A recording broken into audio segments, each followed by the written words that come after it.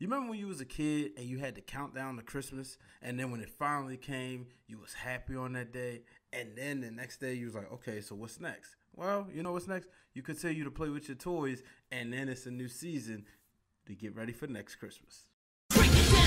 No, baby, that's for somebody else. We're just gonna keep you right where you're at right now.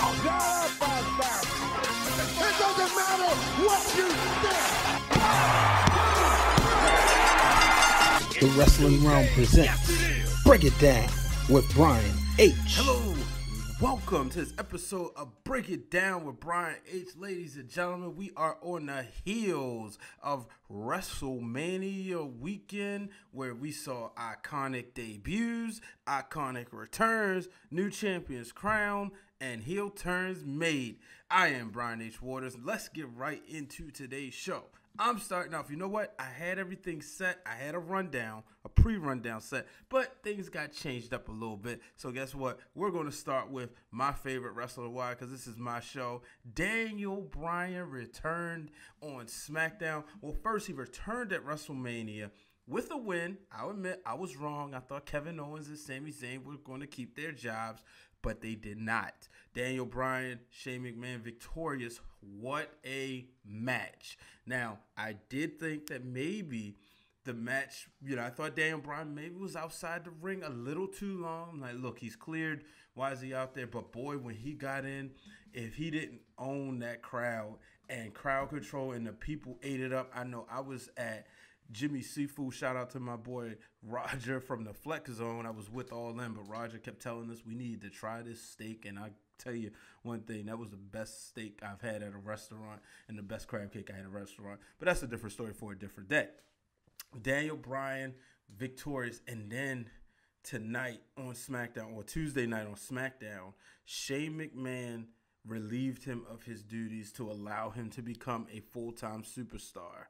And he announced that Paige, who had retired on Monday Night Raw, would now assume those duties. So if you're like me, you're happy for Paige. She still gets to be around the business. It sucks that she went down to injury, but guess what? She's on SmackDown now. And then she gave us the dream match. The main event of the evening, Daniel Bryan versus the phenomenal one, AJ Styles. Now, those guys had a good match. I enjoyed it. I was on the show, Rolling with Ramos, which you can check out on SoundCloud and iTunes with my girl, Mikel Ramos, the real Dwayne Allen, and I. We was on there. Yesterday, Monday, we was on the Flex Zone, which you can check that out. But so I watched the match with Mute, and I tell you, it was still beautiful. But then Shinsuke Nakamura, the guy who turned heel at WrestleMania, something that nobody saw coming, came in and interfered and ruined the match. So, man, are we set for some good stories to play out for the rest of the first quarter post-WrestleMania season? And let's get into that Shinsuke AJ Styles match that happened at WrestleMania. I know a lot of people weren't really too fond of it. Some people just said, but what I saw was a strong style match. But the story was that AJ was the better man, and Shinsuke just couldn't handle it. And at the end, he hit him with a low blow, and guess what? He did it again on SmackDown. And I was just like, ooh, come on, bro. Like, yo, that's the crown jewels. But I'm interested to see how Shinsuke does as a heel. I think it's going to be great. I want to see what happens. What happens with him? How's things going to turn out? So I can't wait to see how this goes. I think he'll be a great heel. But let's move on to Monday Night Raw, and we'll go into the main event of WrestleMania. Now, some may say that was one of the worst main events at WrestleMania history. I was not happy with it. I didn't think Roman Reigns needed 5 or 6 F5s to get beaten. However, I understand the next night on Raw when he came out and he, as the real Dwayne Allen said on the Flex Zone, he looked the most vulnerable we had ever seen him. And I was fine with that. I said, okay, you know what? I'm all right with that. I not the happiest about it, but, maybe we got to fix that, So, I was like, all right, he looked vulnerable. That's the reason why the match happened the way it did, because he took a beat down without a shadow of a doubt. He definitely took a beat down, but he's going to get his rematch at the greatest Royal Rumble, and that'll be in Saudi Arabia at the end of the month at noon on a Friday. So if you're not doing anything, you'll probably be at work like me. But I'm sure you'll find a way to watch it. And guess what? It's on the WWE Network, so that means you'll be able to watch it post after you get off or get out of class or whatever. But, like I said, Roman Reigns, I'm interested to see where he goes from here. Samoa Joe came back, and that was another thing. When Joe made his return, he came out and challenged Roman Reigns. You know what those two have been through. And Samoa Joe went out there and said, look, afterwards, you got me at Backlash, buddy. So will that match be for the title? I believe Samoa Joe's in a triple threat match for the Intercontinental Championship. So maybe there's a title, maybe there's not. Only time will tell. But let's move on to our top rope. Going up to the top rope. It's time for this week's Top Rope segment of the week. My top rope for this week in professional wrestling was a match that I believe should be in the conversation for the greatest WrestleMania match of all time. Now, you may not agree. I know some people are stuck on HBK versus The Undertaker at WrestleMania 25, while others are stuck on Macho Man Randy Savage versus Ricky the Dragon Steamboat at WrestleMania 3 for the Intercontinental Championship. But me, on the other hand, I believe that the match between Charlotte and Asuka, where the streak came to an end, should be in that conversation. When I sat there, I've watched it twice, and I was enjoying just the competition, the battle between the two women. Who was the better one? And in the end, it was Asuka tapping out, something that we had not seen in WWE or NXT, something we did not think we would see. And that was it, And like I said, that was a beautiful match. I talked to my cousin, my former co-host with Wrestle Talk with Bear and B-Dub, Bear. And he said those words. He said, what a beautiful match that was. And just the entrance. If you haven't seen it, please go out your way and watch this match.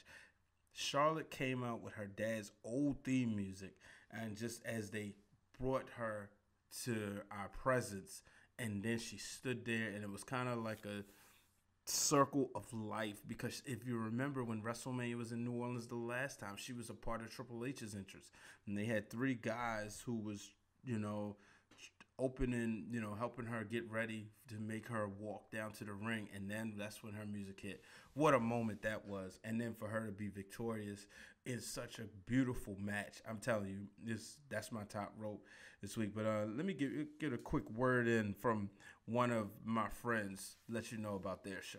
What's good, everybody? This your boy Drizzy Dre, Mr. One and Only from the Flex Zone, Mondays at 10 p.m. on WBGR. And right now, you are listening to Break It Down with my boy Brian H., brought to you by the Wrestling Wrealm. And I'm back, ladies and gentlemen. We're going to stay right there with women's wrestling, because afterwards, if you watch SmackDown, or maybe you didn't, but there was a duo that was very iconic. Yes, the iconic duo made their debut, Billie Kay and Peyton Royce.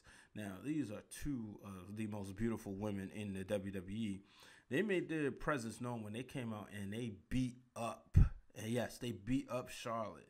And if you know wrestling, and you know that when somebody has a briefcase and the champion gets beat up, on SmackDown, it's only a matter of time. And guess what? Yes, it happened. Carmella cashed in her Money in the Bank contract. The first woman to hold that briefcase came out there, and she became your new SmackDown Live Women's Champion. And when you watched it, she kind of kicked her dust as to tell Charlotte, eat my dust. And she taunted her afterwards. That's a rivalry I want to see. I want to see Carmella in the ring with Charlotte, because I know that Charlotte can take Carmella to new heights. Carmella will get in there, put those two together, and they'll go places. I'm telling you now. So that's going to be fun to watch. But we're also going to see what the iconic duo, because they cost Charlotte the belt. So obviously Charlotte's got to come back for them. So I don't see Charlotte going anywhere right now. Yes, she lost the title, but she's going to be right there on SmackDown.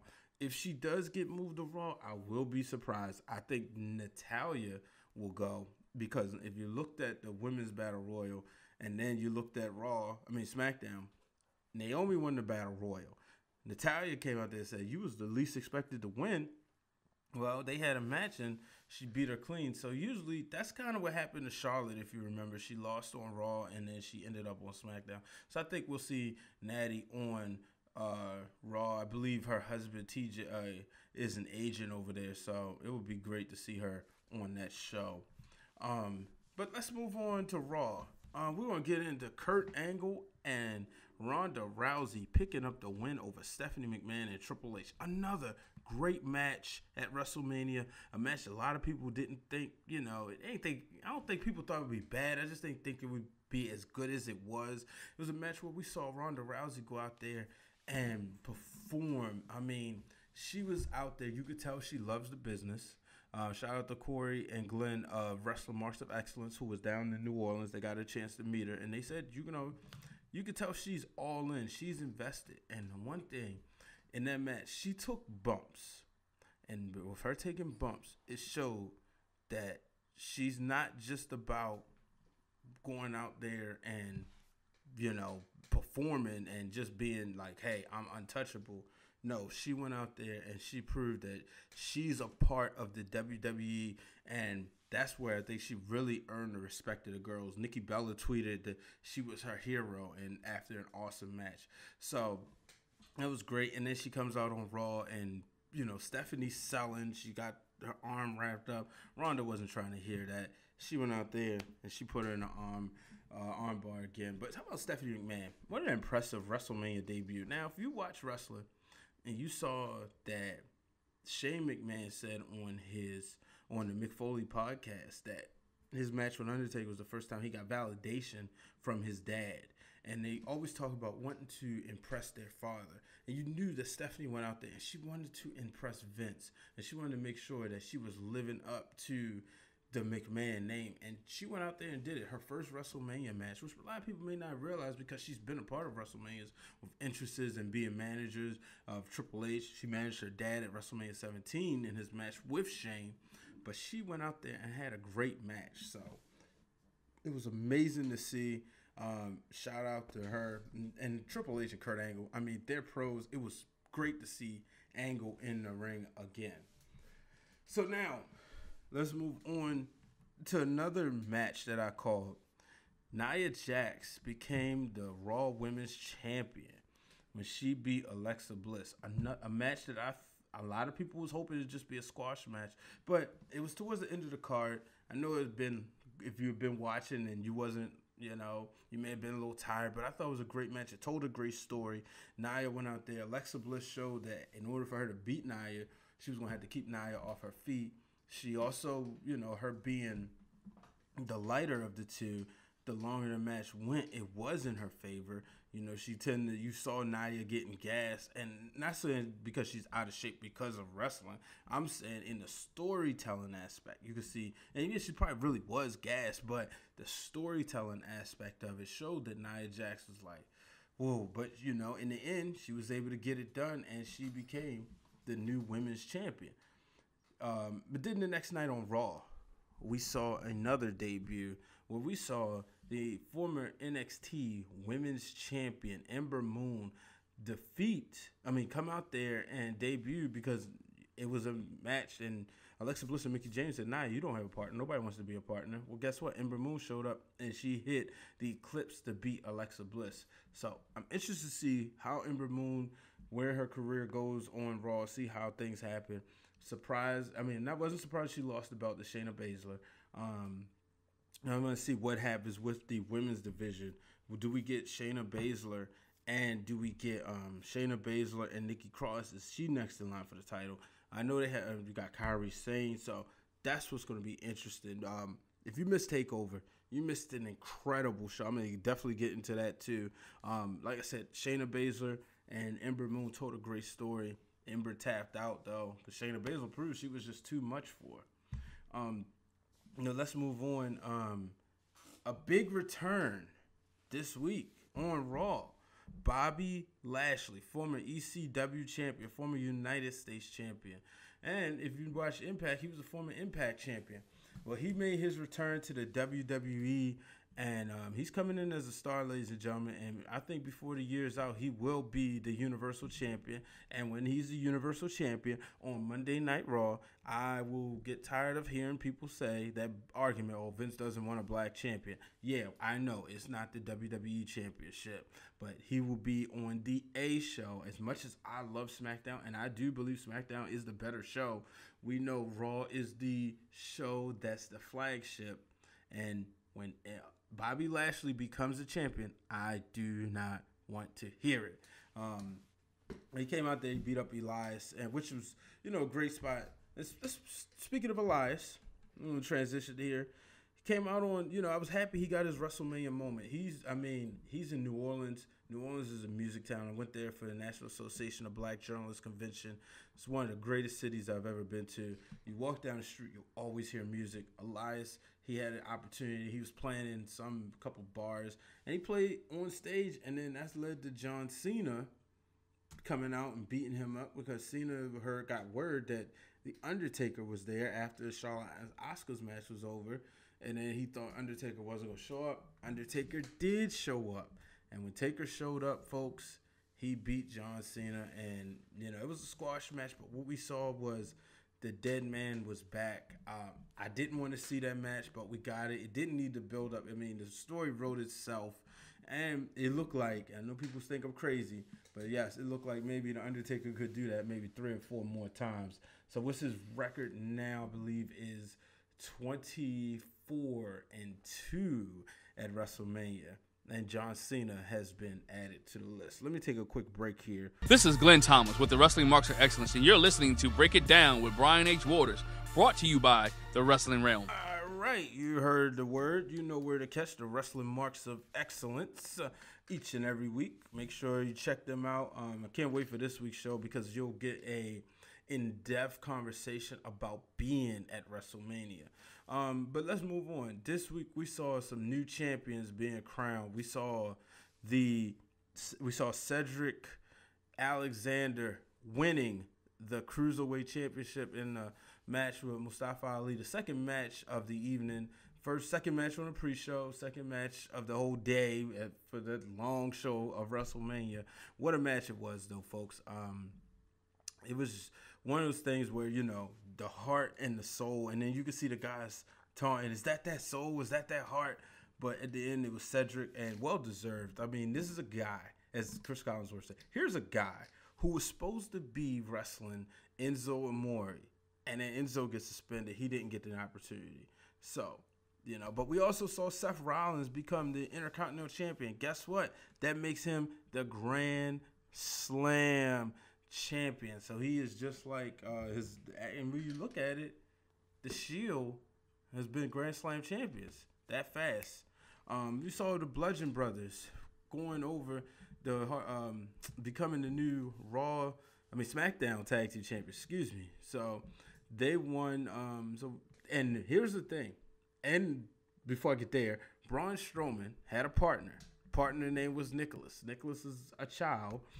Because Braun said he was going to choose anybody in the audience who wants to be his partner. But he went and found Nicholas, and those two became Tag Team Champions. This was the first time. Shout out to my boy Satch and Dave C. from Talking About Wrestling. He pointed the stat out to me. If you don't know, Satch is a researcher, so he knows his stuff.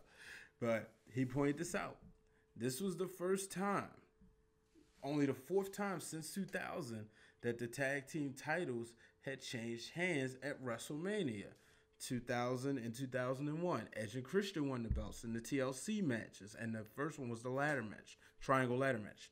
Last year, the Hardy Boys won, and then this year, the Bludgeon Brothers and Braun Strowman and his partner won. So it was only 4 WrestleManias since 2000 where the tag titles had changed hands on the main card. But let's move on. We had the Andre the Giant Battle Royal. Matt Hardy, folks, won that. I told you he's woken. But when Matt Hardy won, one of the things that was great was he got with Bray Wyatt. And, Bray Wyatt, he rescued him. And then the next night on Raw, we saw them too. And then we saw Jeff Hardy, who returned on Raw. And he was in the main event with Rollins and Balor taking on Miz and the Miztourage. But we saw him talk that woken talk to Matt Hardy and Bray Wyatt. And then he was like, okay, guys, let's go. And everybody like, what in the world was that? So that was fun. I can't wait to see what happens. I do know there will be, for those who do not know, Braun Strowman and his partner, because his partner has scheduling conflict. I mean, he's 10 years old. Got to go to school, right? But because of that, he will not be able to defend the tag team titles. So that means that Strowman and that means the tag team titles are now vacant, the Raw tag team titles. So they're going to have a tournament. And my pick is Woken Matt and Bray Wyatt. I believe they could win those tag team titles. Let's talk a little bit about this NXT, though, man. If you did not watch that, you missed out. We saw Adam Cole become the inaugural NXT North American champion. That started the show and it set the tone for the evening. Then we saw the women, like I mentioned that earlier. Saw the women, saw Shayna Baszler. But then we saw tag team titles defended, and I just thought, okay, maybe Roderick Strong and Pete Dunne may win it. Authors of Pain, maybe not. But no, it was Adam Cole and Kyle O'Reilly retaining the titles. But guess what? Roderick Strong turned on Pete Dunne and joined Undisputed. Now, this is the NXT I like to see. I like to see the stories. This is going to make me watch. Now, I know it's probably tapes. I don't think we'll get this to fall out this week, but we'll probably get it next week. But I can't wait to see, because we know Pete Dunne, the bruiserweight, he's going to put some bruises on Roderick Strong, but he's going to have to get through Undisputed. Then we saw Aleister Black become the NXT champion in a great match with Andrade Cien. And then in the main event, we saw Johnny Gargano get reinstated when he beat Tommaso Ciampa. What a match they told. And this set the tone. This is what it was, folks. This was something you had to see. This set the tone going into WrestleMania Sunday, that Saturday night. And I have to say, what a night. But guess what? Before that happened, in between that, there was another match. And let me give you my tapped out for the week. Here's our tapped out segment of the week. Now, I know I'm going to probably get ripped for this one, but my tapped out was Kenny Omega versus Cody Rhodes. I waited and waited for this match. Last week, you remember, it was on my top rope, the build-up for it. But I did not like the match at all. And, I just said, wait, this was not that good. I saw Kenny Omega put on a 5-star match with Okada. And, well, we know who the 5-star in that match was if you looked at this match. To me, the best part of the match was when Brandy Rose fell through the table. Poor Brandy, didn't like to see that, but it was the best part of the match. That woman will go out there and do what she has to do to get over and get her husband over. But I just was not. I wasn't feeling the match, folks. I don't care what anybody says. You can say what you want, but no, I was not feeling it at all. So that's what I tapped out for this week. The rest of the show, I almost fell asleep during Dalton Castle and Marty Scurll. Maybe because it was close to 1:30, I had to get up and go to church the next morning. But nah, wasn't feeling it. Nope. But let's move on. It's time for Wrestling for the Culture. It's time for Wrestling for the Culture, where we take a look inside to see what the wrestlers of color have been doing this week. This week's Wrestling for the Culture. So, you already know about the stuff I named earlier. Cedric Alexander winning the title. Naomi winning the Women's Battle Royal. Nia Jax winning the Raw Women's title. Shinsuke turning heel. But what else happened? We had the lovely, one of the best women's wrestlers on the independent circuit right now, Mia Yim, make her return after injury. She got hurt this past November. We also saw Leo Rush make a statement when he went through the UK Invitational, just falling short when he faced Pete Dunne in what I've heard was a great match.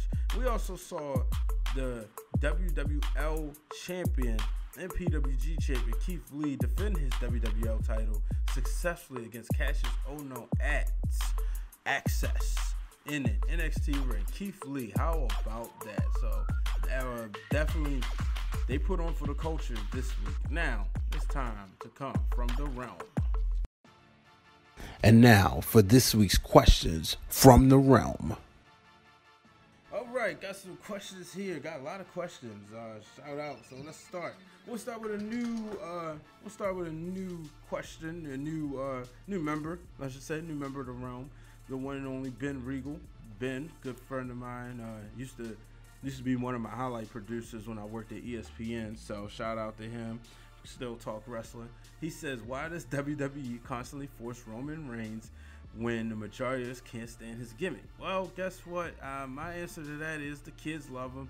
You know, when you go to the shows, you hear them, they chant, you know, and they're saying his name, and they'll say, you may not, as long as you're getting a reaction out of the WWE crowd, you're doing something, as opposed to somebody who's just getting total silence. You know, Roman's getting a reaction. He draws that emotion. Like John Cena at one point drew the most emotion out of people, and it seems like Roman Reigns now is taking on that role.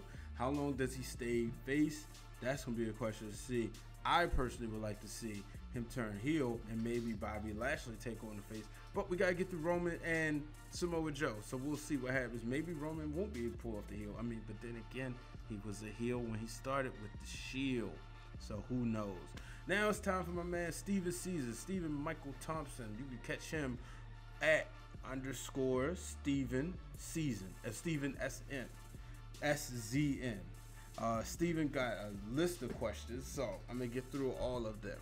Is it time for WrestleMania to be 2 days? I would say yes, because I was thinking the same thing. However, now with TakeOver and you still got Hall of Fame, I really think that would be hard to do. So I don't think we'll get WrestleMania to be 2 days, but I personally, I mean, if the 7-hour shows are making money, I don't see them going away from it. I think when we get to a point when people are walking out of the arena at the 11 o'clock mark or 10:30 mark, then we'll see the matches slow down. But right now, people are staying to the end. I know a lot of people didn't like this main event, but last year, everybody was right there to see Roman and Brock. The year before, everybody was right there to see Roman and Triple H. So we'll see. Which cities are deserving of a WrestleMania? So which city? So, of course, I'm going to say Baltimore, but we know that'll never happen. Of course, I would say Washington, D.C. Obviously, I'm naming cities that's close to me, but we know that would never happen. I mean, could you imagine WrestleMania in FedEx Field? I mean, it is the largest football stadium, largest outside complete football stadium, I believe. But I do think, I think Minnesota is deserving. They just had the Super Bowl. I really believe Vince could go in there and do some good numbers in that stadium. It'd probably be cold, but then again, March and April has been unpredictable. I would love to see Atlanta get another shot. The WrestleMania that was there wasn't the greatest, but I heard the atmosphere was really good, so they deserve another one. Move out west. You know, I would love to see what happens in LA, maybe if they get that new stadium. Vegas definitely would be a fun one.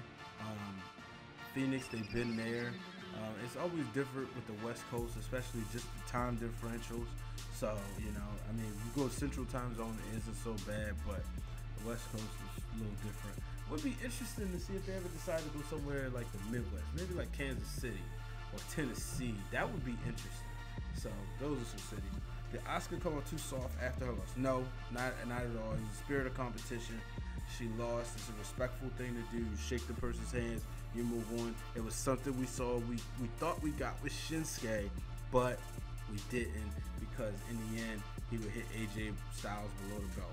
Which match should have been the main event? Shinsuke Nakamura versus AJ Styles should have been the main event.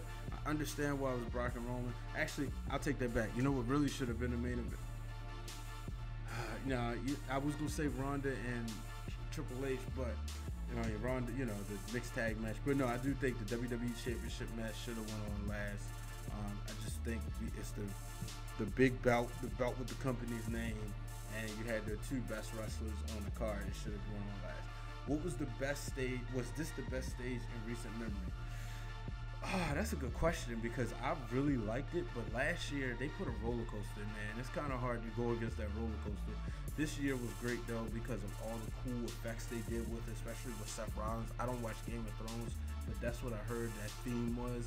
So I thought this year's was really good, but to say it was the best in recent memory, still got to give the slight edge to last year. And my last set of questions come from the one and only @_pins and words_ my good buddy Diamond, who writes for Fox Sports 1340. Make sure you check her stuff out. And I know, she's a sports gal. She's very heavy into tennis, so she can give you all your tennis info, all your info on the Wizards and the Mystics. But she's also a wrestling fan. I mean, who isn't? So how do you feel they'll portray Ronda Rousey? Good girl, bad girl? She's going to be a face, good girl for a while. I think eventually she'll turn heel. But right now the buzz is too strong. She's got to be a face. Everybody's happy to see her. Will she be en route to dethrone the Queen Charlotte, or face off with Asuka in a submission style match? Maybe. That's a good question. Now, obviously, you wrote this question before this show was taped, which means it was before SmackDown aired, because Charlotte ain't the queen no more. No, in all seriousness, though, eventually I think they'll get there. That's the money match, Charlotte and Ronda, with all the 4 horsewomen. Not sure if the rest of the 4 horsewomen will join the WWE, but that's the ultimate money match because those are the 2 leaders of the factions or groups or cliques. So ultimately we'll get there, but I do think we'll get a submission style match between her and Asuka. That's another money matchup, so maybe we get that. I mean, Ronda seems to be in for the long run, so we got time. And last but not least, what can we expect from Nia Jax now that she's champion? I think she'll be dominant. She'll be a dominant champion. We'll get a rematch with her and Alexa Bliss, but we'll see some switch-ups during the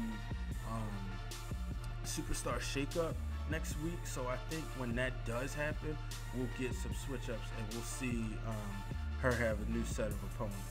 So, ladies and gentlemen, as always, it's been a pleasure. You know where to find me. Make sure you follow me on Twitter @Brian H. Waters, and make sure you follow me @WrestleRealm.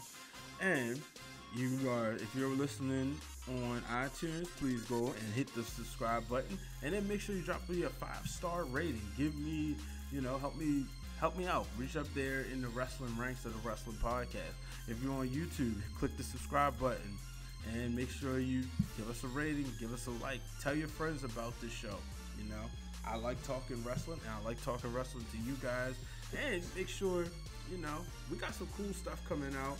The Wrestling Realm, we back. We got some more things coming out. So make sure you're following us on social media @Wrestling Realm on Twitter and Instagram. And you know what? I'm also on Stitcher and SoundCloud. So if you're at a computer and you can't get the iTunes or you can't get the YouTube, I still got you covered with Stitcher and Google Play. If you're on the Android, I got love for you too. So make sure you are connected with us everywhere. Just search the Wrestling Realm and subscribe, rate. So until the next time, folks, I'm Brian H. Waters. So long, everybody.